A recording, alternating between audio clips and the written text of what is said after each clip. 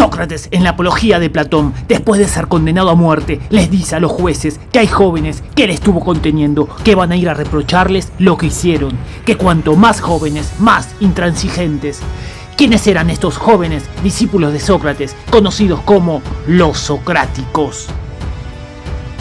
Socráticos mayores: Platón, Genofonte.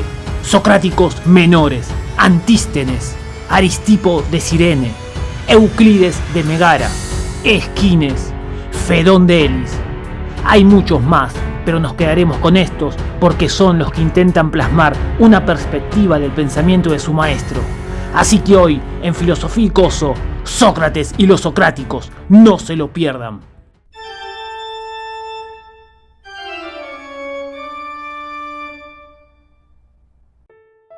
En cuanto a Sócrates, podemos decir que no tuvo un origen aristocrático. Su padre era escultor y su madre partera, pero esto no le impidió acercarse a la alta sociedad ateniense, teniendo siempre un especial carisma para atraer a la juventud. Los jóvenes lo seguían como un guía y además lo copiaban e intentaban usar su método con otras personas. Esto contribuyó a la acusación que recibió de corromper a los jóvenes, más allá que Sócrates solo les enseñaba a dedicar su vida a la reflexión y a criticar las costumbres de la sociedad ateniense. Esta situación está retratada en la Apología, uno de los diálogos más famosos de Platón. Hay otros diálogos de Platón donde Sócrates es el personaje principal, en los que se lo refleja en gimnasios y lugares públicos, en diferentes encuentros que tenía Sócrates con personas relevantes de la época. Otra cuestión importante es que el método de Sócrates se distinguía en gran medida de la enseñanza sofística o retórica. Esto llevó a que surja cierta rivalidad y a la vez reconocimiento por algunos sofistas, como Protágoras. Tenemos un video donde trabajamos la sofística. Lo dejamos en la pestañita para que después lo vean. Con el pasar del tiempo, muchos de estos jóvenes se convirtieron en sus discípulos. A medida que estos jóvenes fueron creciendo, empezaron a constituir cada uno sus propias teorías filosóficas, pero siempre tomando ciertos aspectos del pensamiento de su maestro Sócrates. Bueno, pero para empezar a hablar del grupo de los socráticos, la tradición distingue entre socráticos mayores y socráticos menores. De este modo diferenciaban a Platón y Genofonte del resto, por ser dos de los personajes más importantes. De Platón, por ejemplo, se contaba una fábula que decía que Sócrates, antes de conocer a Platón, soñó que tenía en sus rodillas un pequeño cisne, que enseguida tuvo alas y voló. Luego cantó dulcemente. Cuenta la leyenda que al día siguiente, al presentarse Platón como alumno, dijo que él era el cisne. También hay que decir que Platón fue el autor del que más obras se conservaron. Como ya dijimos en nuestro anterior video sobre la vida de Platón, después de la muerte de Sócrates en el 399 a.C., pasó de Megara a Sicilia y posiblemente haya hecho una parada en Egipto. Luego fundó la academia, lo que le permitió desarrollar su pensamiento y hacer escuela. A grandes rasgos, su filosofía consistía en formas o ideas que eran entidades perfectas, inteligibles y eternas, que posibilitaban la estabilidad del conocimiento, eran causa del plano sensible. El hecho de haber formado a la academia posibilitó que su filosofía, a diferencia de la de sus condiscípulos, se perpetúe en el tiempo y se expanda con las corrientes neoplatónicas y cristianas, que tomaron a su filosofía como punto de partida. Otra cuestión interesante es que hay una tradición que es dura con la figura de Platón y lo expone como una figura negativa en el grupo. Es decir, no se llevaba bien con sus condiscípulos. De hecho, hay comentarios de sus diferencias con Antístenes. Y ahora pasemos a Genofonte. Se dice que más que un filósofo, fue un historiador y un analista político. Era ateniense y nació en el 431 a.C. en una familia distinguida, justo en el momento en que Atenas iniciaba la guerra del Peloponeso. Integró la caballería en el 410 a.C. En ese momento comenzó a frecuentar a Sócrates y se volvió miembro del círculo socrático. En el 401 a.C. se sumó a una expedición mercenaria para introducirse en la política persa con la finalidad de apoyar a Ciro el Joven en contra de su hermano Artajerjes. Pero durante la expedición, Ciro murió en batalla, quedando el grupo griego aislado. Sin embargo, en ese momento Jenofontes se encargó de reconducirlos a Grecia. Al volver a Atenas, le hicieron un proceso que lo llevó al exilio, ya que Atenas tenía buenas relaciones con Artajerjes, que era un monarca aliado. Pero sus momentos mercenarios siguieron en Tracia y luego en Esparta, donde se enfrentó a Persia entre el 396 y el 394 a.C. Más tarde estuvo en la guerra de Corinto, que enfrentó a Esparta contra Tebas y Atenas. Después se quedó en Esparta un tiempo, hasta el 371 a.C., momento en el que perdió sus tierras. En el 368 a.C., por distintas cuestiones, le revocaron el exilio de su ciudad natal, por lo tanto volvió a Atenas y tuvo una vida tranquila hasta el 354 a.C., que murió. Entre sus obras se destacan la Nábasis, que narra una expedición de 10.000 soldados griegos liderada por Ciro el Joven, la Ciropedia, que es una semblanza del rey Ciro II el Grande, las Helénicas, que tiene que ver con la guerra del Peloponeso. Sobre su maestro, Sócrates escribió Memorabilia, Apología y algunas más, además de algunos tratados menores. Y ahora pasemos a los socráticos menores. Primero nos vamos a referir a Euclides de Megara, que fue el fundador de la escuela megárica y uno de los discípulos más cercanos a Sócrates.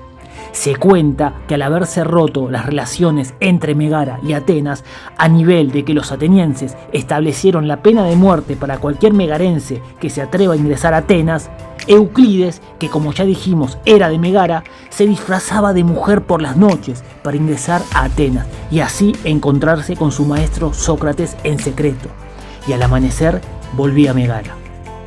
Más allá de esta situación, al parecer era muy valorado dentro del núcleo socrático, porque luego de la muerte de Sócrates en el 399 a.C., muchos de sus discípulos se fueron a Megara y al llegar eran recibidos por Euclides, como fue el caso de Platón. De su filosofía se conserva muy poco, pero hay un desarrollo de una noción novedosa que mezclaba los elementos eleatas con desarrollos socráticos a través de identificar lo que es el bien y lo uno. Además, se refirió a la insalvable separación entre lo real y los sentidos. Esto lo diferencia de Platón, donde había una comunicación entre lo estable y lo cambiante. Para Euclides, esa noción era imposible. Por lo tanto, no se podía fundar el conocimiento. Esto lo llevó a atacar a todos los sistemas fundacionalistas, creando argumentos refutativos para demostrar la ambigüedad de las distintas filosofías. Esta práctica tomó el nombre de erística. Y pasemos a Aristipo de Cirene, que nació en Cirene y vivió los últimos decenios del siglo V y mitad del siglo VI a.C. Aristipo se impresionó por las reflexiones de Sócrates respecto del placer y las asumió hasta convertirlas en una filosofía hedonista. Sin embargo, al ser discípulo de Sócrates, no solo le importaba el placer, sino también el autodominio. De hecho, su propuesta tiene rasgos protagóricos, es decir, del sofista que hizo famosa la frase «el hombre es la medida de todas las cosas», debido a que Aristipo planteaba un subjetivismo de las afecciones, o sea que aquello que captamos se toma como una certeza, esto es, que todo aquello que percibimos no nos permite suponer la existencia del objeto. De este modo se independiza absolutamente de lo externo, pero surge como ámbito de conocimiento la propia interioridad. No obstante, también ataca el lenguaje, sosteniendo que es una falsa proyección del afuera. En este sentido, no podríamos decir que algo es amargo, sino deberíamos decir que algo nos resulta amargo o lo sentimos amargo. Entonces decía que todo aquello que nos afecta entra en dos categorías, placenteras o dolorosas, y agrega que el placer es en todos los casos un movimiento suave, a diferencia del dolor que es un movimiento áspero. Asimismo decía que tendemos a seguir el placer y evitar el dolor. Por lo tanto, conseguir el placer es cosa de la sabiduría y de la prudencia, las cuales indican de qué modo evitar el dolor. De esta forma, para el filósofo cirenaico, buscar el placer y tratar de conseguir la mayor cantidad del mismo, evitando lo más posible las situaciones dolorosas en un sentido corpóreo, esto es, sacando los placeres intelectuales, es la manera en la que hay que ir por la vida. Por último, diremos que si bien su filosofía tiene un planteamiento ético, su fin no era eudemonista, es decir, no aspiraba a la búsqueda de la felicidad. En lugar de la felicidad, ponía al placer. Por lo tanto, lo prioritario era obtener placeres, a raíz de esa instancia derivaba la felicidad. Bueno, y ahora pasemos a Antístenes, que nació en el 446 y murió en el 365 a.C. Su padre era ateniense, pero su madre tracia. Al parecer, fue primero discípulo del sofista Gorgias, pero más tarde, ya de grande, pasó a ser discípulo de Sócrates. Frecuentaba el gimnasio de Sinargos, que era visitado por habitantes no ciudadanos, y esto se debía a no tener linaje ateniense, ya que, como ya dijimos, su madre era tracia. En ese mismo lugar, pero ya de mucho más grande, empezó a reunirse con Diógenes de Sinope, una figura central del cinismo, del cual Antístenes fue su maestro. La filosofía de Antístenes es de corte materialista, es decir, establece una correspondencia directa entre el lenguaje y la realidad. Por lo tanto, el conocimiento estaba garantizado. De este modo, existe lo material y puede ser captado debido al dispositivo de transmisión que tenemos, esto es, el lenguaje, que al ser coherente en sí mismo puede reflejar la realidad. El método que propone Antístenes se llama la investigación de los nombres, que consiste en buscar un nombre como correlato de cada cosa a partir de la organización del lenguaje. Para Antístenes, si se organiza lo que se está diciendo, a cada cosa indefectiblemente le va a corresponder un nombre. Esta noción inevitablemente colisiona con cualquier propuesta que implique entidades incorpóreas, como es el caso de Platón, lo que llevó a que tuviesen grandes disputas. Antístenes llevó a cabo su labor filosófico a partir de los textos homéricos. Por último, diremos que Antístenes se oponía al placer, a diferencia de Aristipo de Cirene. Si bien ambos sostenían el autodominio como algo positivo, para Antístenes el placer solo podía producir infelicidad, ya que perturbaba la quietud del sabio, y él consideraba que la regla del sabio era la prudencia. Para ir terminando, nos quedan Esquines y Fedón de Elis. De estos dos filósofos no hay tanta información como de los anteriores. Sin embargo, de Esquines diremos que según distintas fuentes nació en el 435 a.C. y fue uno de los socráticos que viajó a Siracusa al igual que Platón. Si bien de sus obras se conservan fragmentos, según algunos testimonios, su prosa era comparable a la de Jenofonte y Platón. En cuanto a Fedón de Elis, que como algunos sabrán es el personaje principal en el diálogo Fedón de Platón, cuenta Diógenes Laercio que fue prisionero junto con la caída de su patria y fue obligado a permanecer en una casa de mala vida, es decir, en un prostíbulo, para luego ser rescatado por Sócrates y Alcibíades, que era otro personaje del grupo de los socráticos. Escribió diálogos, entre ellos Zapiro y Simón, pero ambos se perdieron. Hacia el 399 a.C. fundó la escuela Eliaco-Eretriaca, así llamada por haberse extendido por Eretria.